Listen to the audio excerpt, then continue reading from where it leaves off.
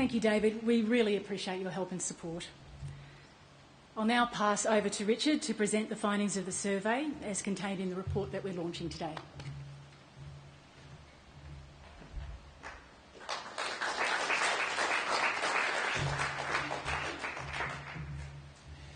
Tell you what, for a young registrar, that David Thomas is a hard act to follow.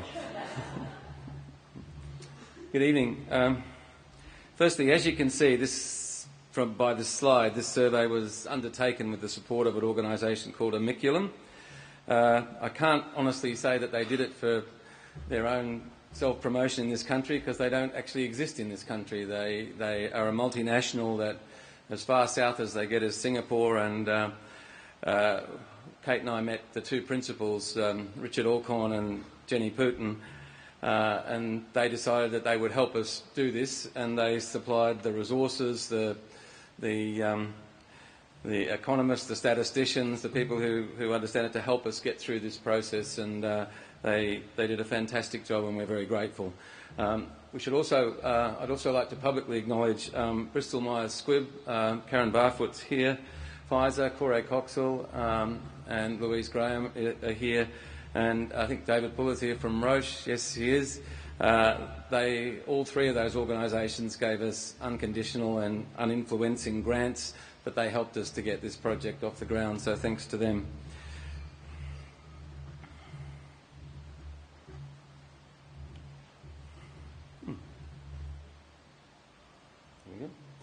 So I'm going to break a rule that I always break. I have a rule that says you should have one slide for every 5 minutes that you talk. Tonight I'm going to have 5 slides for every minute that I talk, because there's a whole bunch of data, and I just want to show it to you. It's in the report. For those of you who may have an eye on research and such like, there is a heap more data, which I also have in both Excel and PowerPoint and various other forms. If you should ever be bored or suffering from insomnia, then you're very welcome to it. Firstly, why did we do it? We did this because we surveyed industry staff, clinicians and patient groups, and the reason we wanted to do them all together was we felt that every time we hear a survey done or any data quoted or statistics realised, we were looking at bits and pieces of the puzzle rather than the whole picture.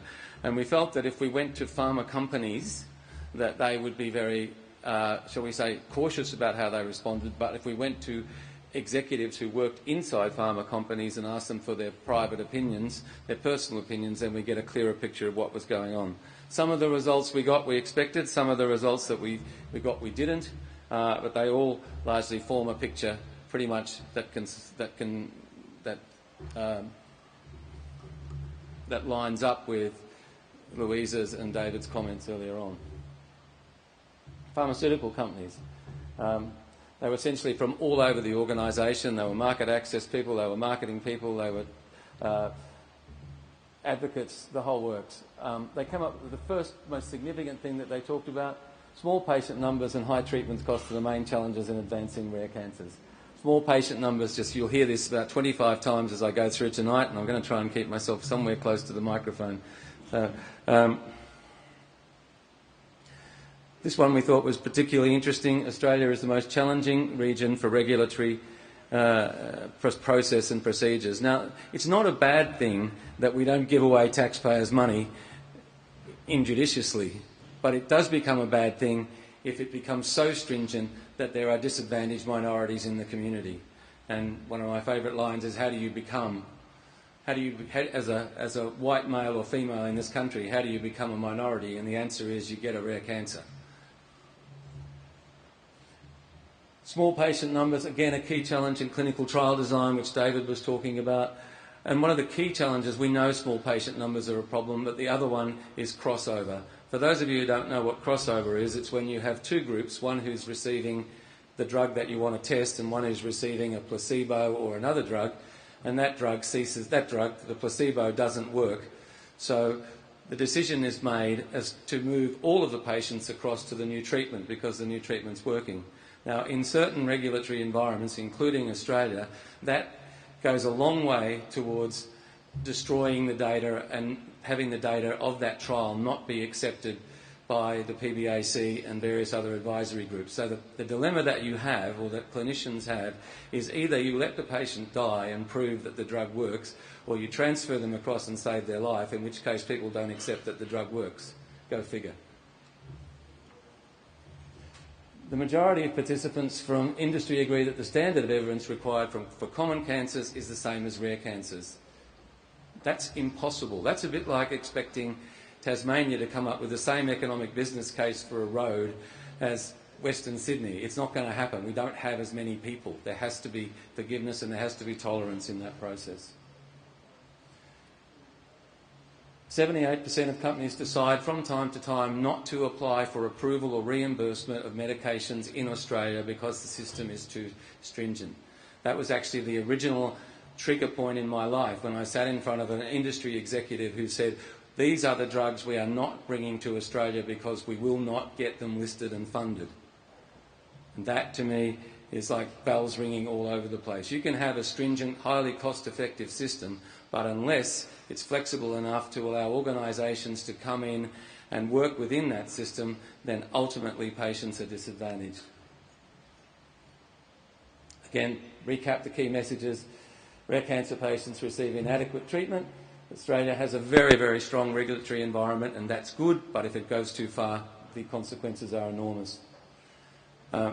There were questions around patient access programs, which is the compassionate access program that Louisa was talking about. There is no doubt that for whatever reason, industry is pulling back from offering compassionate access to medicines in Australia. And we all need to think about that, whether it is government or bureaucrats or industry. It's been an informal plank of the way we look after Australians, and if it's changing, we need to talk about it and work out why and try to reverse it. Physicians' responses, that's just the physician responses. We had them from country, we had them from city, we had them from private practice, we had them from public, we had them from everywhere, and they looked at all various different types of cancers. I think it's 2/3 of them said that treatment for rare cancer patients is worse than for common cancer patients. The reasons, lack of research, which is a problem that we have. If you're familiar with the concepts of research funding, you know that it's very hard to put together a trial of 50 patients if you only have 10 diagnoses a year. We need to think about that. People are now starting to look at things like basket trials where we look at cancer mechanisms. We need to encourage that.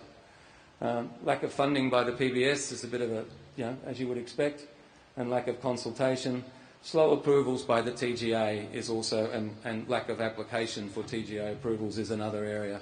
We can't do anything about reimbursement through the PBS if the drugs are not approved by the TGA. Regulatory environment, again, these are clinicians who are seeing hundreds of patients every day. The regulatory environment has a high impact on the availability. I think it's like, when you put it together, it's over 90% said yes, that's a problem. The structure, processes and focus of the TGA and the PBS have negative impact on rare cancer patients. You can see the purple line. Nearly half of the participating physicians indicated that 50% of their rare cancer patients have treatments that are not funded on the PBS for patients' disease indications. That's a lot of people. And this is absolutely critical in terms of expanding the system, that the majority of physicians agree that physicians should be given the option to apply to the TGA for an off-label indication so that they can use it. Right now, the only people who can apply to the TGA for approval of a drug are the people who make it. And we need to change that. We need to have David Thomas be able to go to the TGA and say, hey guys, this works, get it done. Because there may not ever be a commercial imperative for the company who makes the drug to ever do it. More key messages. Patient support groups, we took them from a really wide variety of people. We thank all of those who responded. They represented everything from, if you go and look at Andrew over there, who's got every conceivable form of cancer, they pretty much are represented there. I hope that wasn't important. 94% of patient advocacy groups are aware that rare cancer patients' inability to access prescribed medications due to financial constraints. 94%. It's pretty much, I don't know what the other one's doing. Treatment access is poorer for patients. Lack of research, lack of funding, slow approval process by the TGA. It's the same message from every corner of the cancer community is saying exactly the same thing. When you don't have funding, what we have is patients saying, when they have to fund it themselves, they're saying, no, I'll go back and I'll stay with the inferior treatment that's currently PBS listed. I can't find the money. And you've just heard Louisa's story about what happens when you can't find the money. And when you're looking at traditional cytotoxic chemotherapy drugs that, you know, if the cancer doesn't get you, the chemo will pretty much. You know, we've got to do better. This one really, it didn't surprise me, but it was good to have it confirmed. The mental cost of dealing with cancer is enormous, and adding to that financial stress of trying to find $7,000 or $8,000 a month is just horrendous. No wonder cancer patients are depressed. No wonder families are under stress. You know, we've got to do better. And this one, again, did surprise me a little bit. Over 70% of patients do not understand. So when they're told that their drug is not funded, they have no idea why. And that would just add to the trauma and add to the stress. We've got to do better.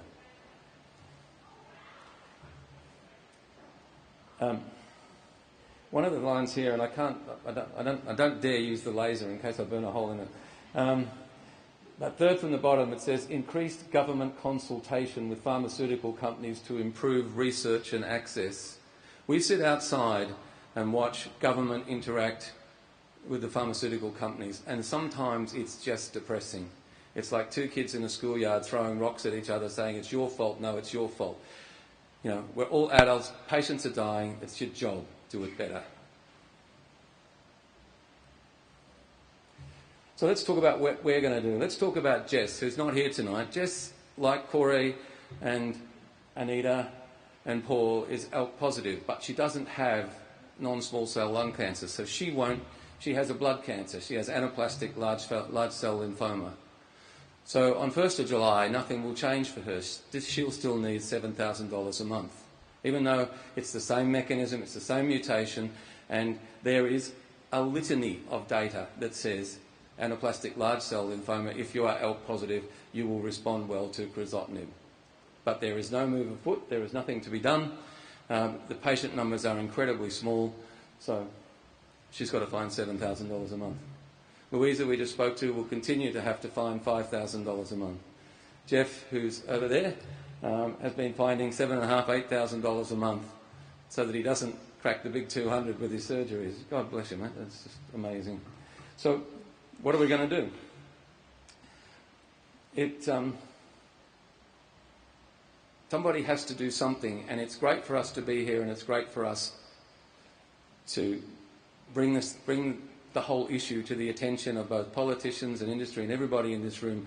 But we've been doing that for 3 years. So what we're going to do now is start putting together a team to prepare submissions to the PBAC for these rare indications. And we will accumulate the evidence. We will work with clinicians like David and like John Seymour, who's one of Australia's leading haematologists, to put together submissions to attempt to get reimbursement for drugs that it's not commercially viable for the pharmaceutical companies to do, and that the government has no other mechanism to do. Because we keep hearing that it's possible. Every time we talk to the department or the PBAC, they say, hey, it's possible to do this, so we're going to test it.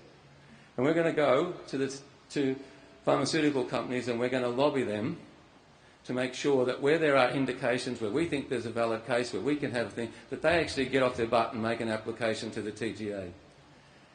And we're going to go to the TGA and we're going to beg them to let clinicians and patient groups make submissions. Because you cannot have a situation where the only justification for having a drug funded through the PBS in this country is because it makes commercial sense to a multinational corporation. There has to be another way. Now, if we've been told that there is a way and that it exists at the moment, so if the system isn't broken, we'll succeed. But we will be blogging and publicising every step we do, every step of the way, and if it doesn't work, you'll all know. So on that basis, thank you. Questions?